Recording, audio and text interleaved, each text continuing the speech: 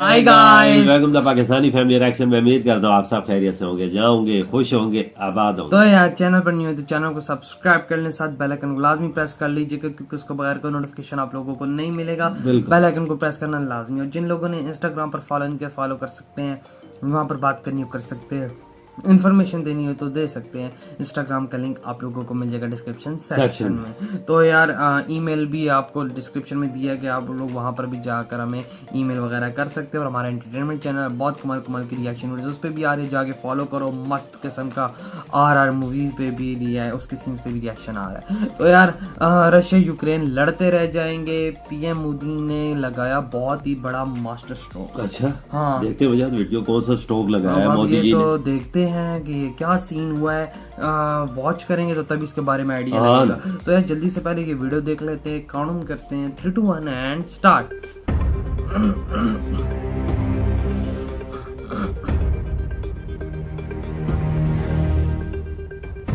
रूस यूक्रेन जंग को लेकर भारत ने जब रूस का साथ दिया तो सवाल ये उठने लगे कि नाटो देशों और अमेरिका से पंगा लेकर क्या भारत ने सही किया है। हाल ही में पीएम मोदी और जो बाइडेन की वर्चुअल मीटिंग में पीएम मोदी ने अमेरिका के सामने जिस साफ शब्दों में अपनी बात रखी और जिस कॉन्फिडेंस के साथ वॉशिंगटन में विदेश मंत्री एस जयशंकर और रक्षा मंत्री राजनाथ सिंह ने भारत को प्रेजेंट किया, उसके बाद सवाल ये था कि अगर सुपर पावर नाराज हुआ तो भारत को कहीं इसका खामियाजा न भुगतना पड़े। लेकिन पीएम मोदी के मास्टर स्ट्रोक से फिर एक बार दुनिया भौचक्का रह गई। माना जा रहा है कि रूस यूक्रेन जंग का बड़ा फायदा भारत को होने वाला है। तेल, अनाज समेत कई सेक्टरों में ये युद्ध बड़ा मुनाफा पहुंचाने वाला है। जंग के बीच भारत के आम लोगों को अगर किसी बात की चिंता है तो वो है पेट्रोल डीजल के आसमान छूते दामों को लेकर। जैसे जैसे रूस और यूक्रेन के बीच जंग के दिन खिंचते जा रहे हैं और अंतर्राष्ट्रीय तनाव बढ़ता जा रहा है, भारत में भी ईंधन के दामों में बढ़ोतरी हो रही है। ऐसे में अब रूस के एक जबरदस्त ऑफर से भारत में तेल की कीमतों में थोड़ी राहत आएगी। रूस ने भारत को $35 प्रति बैरल के हिसाब से कच्चे तेल की कीमतों में छूट ऑफर किया है। हालांकि यहाँ पर गौर करने वाली बात यह है कि भारत अपनी जरूरत का मात्र 2% कच्चा तेल ही रूस से खरीदता है और भारत को अपनी जरूरत का 80% तेल दूसरे देशों से ही आयात करना पड़ता है। ऐसे में अगर भारत रूस से अपनी तेल खरीद को बढ़ाता है तो कहीं न कहीं इसका फायदा आम लोगों को भी होगा और देश का इकोनॉमिक ग्राफ ऊपर जाएगा, क्योंकि भारत अपनी ऊर्जा के लिए बड़े पैमाने पर ईंधन पर ही निर्भर है। वहीं दूसरी ओर रूस यूक्रेन जंग भारत के किसानों को भी बड़ा फायदा पहुंचाने वाला है। अब आपको इसके पीछे की मैथमेटिक्स भी समझा देते हैं।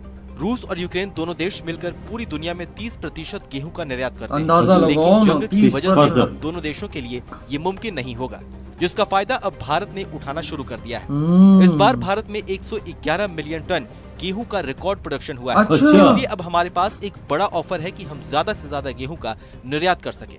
हालांकि आंकड़ों में अब इसका फायदा दिखने भी लगा है। अब तक भारत ने 7 मिलियन टन गेहूं का निर्यात किया है, जो पिछले 10 सालों के मुकाबले रिकॉर्ड आंकड़ा है। ऐसे में अगर कीमतों के मामले में भी बात करें तो ये पिछले एक दशक के मुकाबले कई गुना ज्यादा है। अगर एक उदाहरण के माध्यम से आपको समझाएं तो भारत का पड़ोसी बांग्लादेश अपनी जरूरत का 50% से ज्यादा गेहूं भारत से आयात करता है, लेकिन बांग्लादेश बाकी का गेहूं आयात रूस से करता था। लेकिन अब जंग के बीच भारत के पास एक बड़ा अवसर है कि वो अब बड़ी मात्रा में गेहूं बांग्लादेश को निर्यात कर सकता है। ऐसे में इसका फायदा सरकार को तो होगा ही और कहीं न कहीं किसान और आम लोग भी इससे लाभ उठा सकेंगे। रूस और यूक्रेन जंग में दुनिया के बाजार में पैदा हुई उस कमी का फायदा उठाने की कोशिश भारत भी तेजी से कर रहा है। इजिप्ट और तुर्की भी रूस से बड़ी मात्रा में गेहूं खरीदते हैं। ऐसे में भारत इन दोनों देशों से भी बात कर इन देशों को गेहूं आपूर्ति का प्लान कर रहा है। भारत का ये कदम न केवल इकोनॉमिक रूप से फायदेमंद है, बल्कि भारत इस समय अपने इकोनॉमिक डिप्लोमेसी का भी विस्तार करने की कोशिश कर रहा है। इतना ही नहीं, कई और सेक्टर्स में भी भारत के द्वारा रूस के समर्थन का फायदा दिखने लगा है। दरअसल बीते साल रूस की तरफ से 36 देशों के ऊपर रूस के एयर स्पेस के इस्तेमाल को लेकर बैन लगा दिया गया था, जिसकी वजह से कई देशों में अंतर्राष्ट्रीय किराए में बड़ी बढ़ोतरी आई थी, क्योंकि अमेरिका समेत दूसरे यूरोपीय देशों में जाने वाली उड़ानों को लंबा रास्ता अपनाना पड़ता है। लेकिन मित्र देश होने की वजह से भारत की अंतर्राष्ट्रीय उड़ानें रूस के एयर स्पेस का इस्तेमाल करते हुए दूसरे देशों तक जा रही हैं, जिसकी वजह से प्लेन के ईंधन की बचत तो हो ही रही है, बल्कि इसका फायदा आम लोगों को भी हो रहा है।